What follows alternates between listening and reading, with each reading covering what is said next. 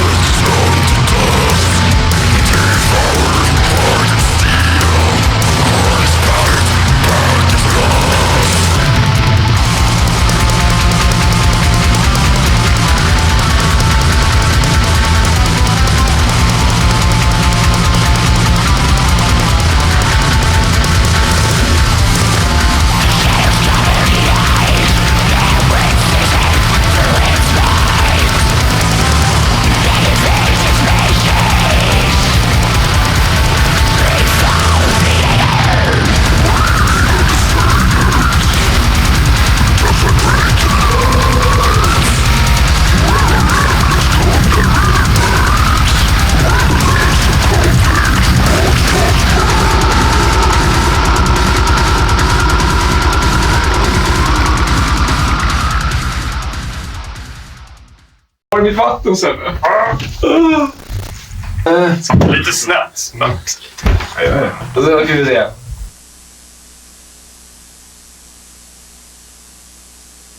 Welcome, boys and girls. Welcome to our shitty little rehearsal room. Here we spend most Monday evenings. Smells terrible, it looks terrible, it also sounds terrible. We're probably the problem.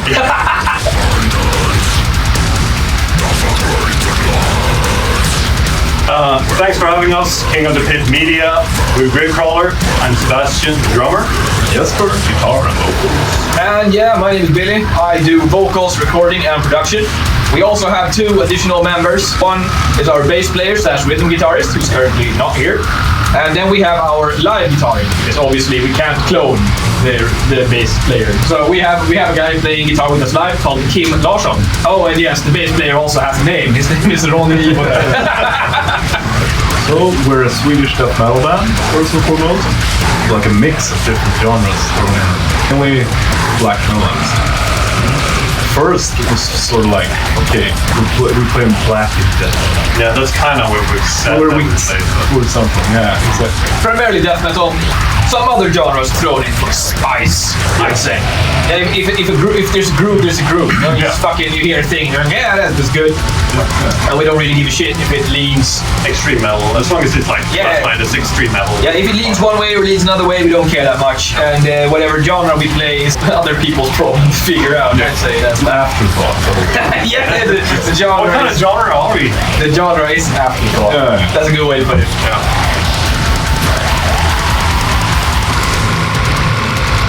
So we've been playing together since 2019. Everything started out basically me kind of thinking about quitting making music because it took so much time and effort, and I wasn't a band. I didn't really enjoy the music. And my first and last resort, Jesper, we actually played music before during our mid-teens. So did we actually, but not at the same time. No, exactly. So I didn't even know you. So this band basically is like an amalgamation of all my previous bands. Yeah, it's like Jesper's teenage project. Yeah, it is. Like Ronny as well, because Ronny is made music with him. My old high school buddy. Yeah. So I basically called Jesper and said, "You're my last hope. Do you want to make some music?" And he said, "I'm ready to give up." And to clarify, when Jesper is your last hope, you're really down in the dirt, dude. Basically, we started playing together, and then Billy joined in later. I don't know exactly how much later, but they were playing for a while, and they just basically called me up and said that they need a vocalist, and here we are. that one we would regret. Terrible decision. Terrible. I mean, like the whole Gravecrawler basically lies on your shoulders. You disappear, everything will just crumble. I am their daycare mama, and I think this project would have a hard time surviving if I wasn't here. I just felt natural because we actually came. I think it was like our third song we played, which we had already started recording. Oh yeah. So it was just natural. Okay, do you want to come here and finish this up? Yeah. Unfinished business. It was a demo song that we did at my place, I think, trying out some recording stuff at some point. Domain of Malice. Yeah, Domain of Malice. We might wrap that one up someday. It does exist. It's not terrible. No, I think it's kind Yeah, it's kind of good. It's kind of groovy. It's very good, very Like pre-Gravecrawler. It's proto Gravecrawler. Yeah. But it would be fun to do something. That was the song that was the closest to where we are today. Yeah, which is kind of fun because we were noodling with a bunch of other stuff in between, and then it sort of regressed to that song, I suppose. But I'd say, at first we played sort of like a mix between like black thrash or something, a bit more influenced by like Melikesh, also Abs, a little bit of behemoth, a lot of like what you could say Oriental black noise. Yeah, I remember hearing Billy's vocals on top of that music, and I was like, okay, might be a weird mix. But then also the name Gravecrawler came into play, which you had played around with since. Which is a name I came up with when we were in our teenage years playing Magic the Gathering, or rather didn't come up with as much as his fucking song. We played some Magic, I played the card Gravecrawler, I saw the name, I told Jesper, yeah, fucking awesome band name, dude. If we ever make a death metal band, it should be called that. He's like, yeah! It actually went like full circle. Yeah. And it took 15 plus years, but here we are. I thought to myself, if you're going to use those vocals, the name is going to be Gravecrawler. Something has to happen with the music. So I just felt, okay, let's try and play around. I think it was just one night we played.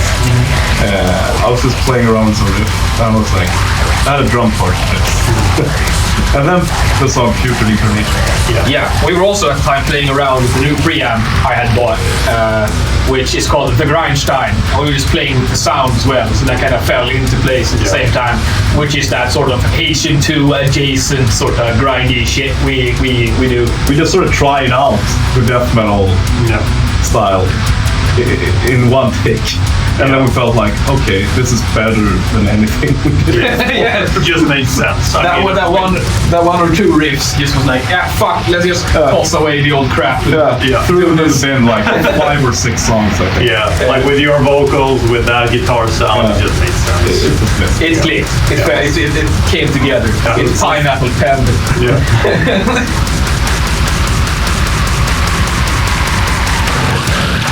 I think our band's uniqueness is not necessarily in the big picture. I think it's the mixture of the elements that is rarely seen elsewhere. So I think the different components all exist. But we've obviously taken inspiration from a lot of extreme metal genres. Mainly death metal, some black metal, brutal death metal, slam, and maybe some other stuff at other times. But all of those things already exist. But I don't think that many bands do all of them at once, and that there might be a good reason for it, but we do. You have a crowd here that enjoys like brutal death, and then you have the crowd here that enjoys black metal. Like, and if you throw them together, you sort of end up in the middle, and you don't please anyone. Yeah, we please That's no where one. we are. That's how we're unique. We aim to please no one. We want every song to feel like it can rely on itself, basically. So if you just listen to one song, it should hopefully interesting enough by itself. That's basically it. And I think like the main point, dark and heavy, like that's just the way. Mid-tempo, a lot of double bass. I mean, if we find a groove, we just go for it. We don't care that much about what genre it ends up in. We find something we like, whatever way it leans, we just go for it as long as we feel that it works.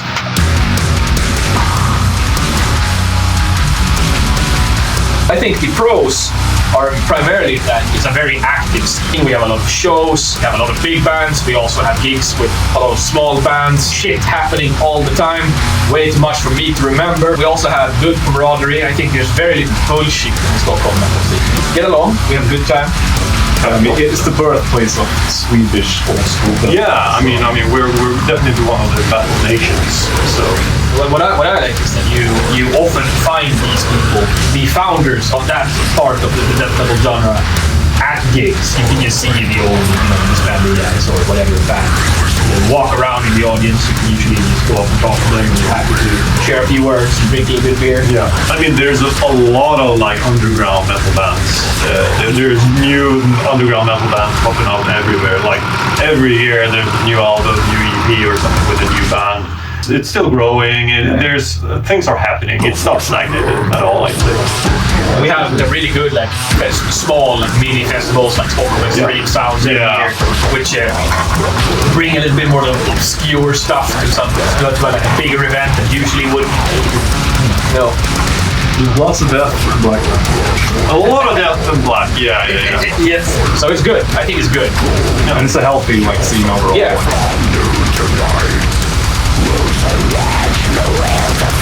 I'd say so. Because we have an album soon released. An album that has been in the works for way too long. We have released quite a big chunk of it in the form of singles, but we have like 4 more songs on it that we haven't released yet, and they should be done very soon. Yes. We have, since the beginning, decided that we should record and produce everything ourselves. Deciding that when you don't know how to do it is a terrible idea.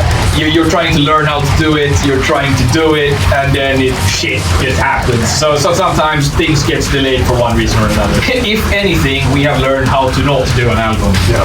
that is the one area where we have the most expertise, is how not to do things. That should be like the marketing for our album. This is how not to do it now. We should also mention we have a bit of, with the release, we'll release some shirts, we have some long sleeves, we have like white beaters. I think the proper politically correct term is tank top. But I think that's just for women. I think it's just sleeveless t-shirt. Yeah. We don't fucking know, we're rednecks, we're stupid. Well, you can find our music basically. We have it on all the major streaming platforms. I would say we primarily focus on Spotify, but we release it through DistroKid and it ends up on everything. You just click every box that you do want to release here, we just click in everything. Yeah, all the big ones, and probably some weird ones. I think it's on WhatsApp, I don't even know how that works. You can find us on Snapchat, on Roblox, I think. Yeah, everywhere where they scam children.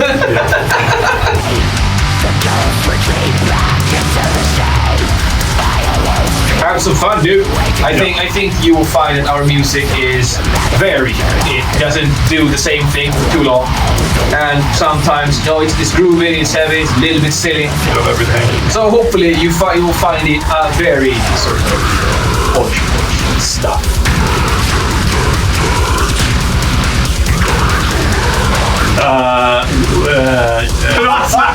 We're the Gravecrawler dudes. We'll see you out.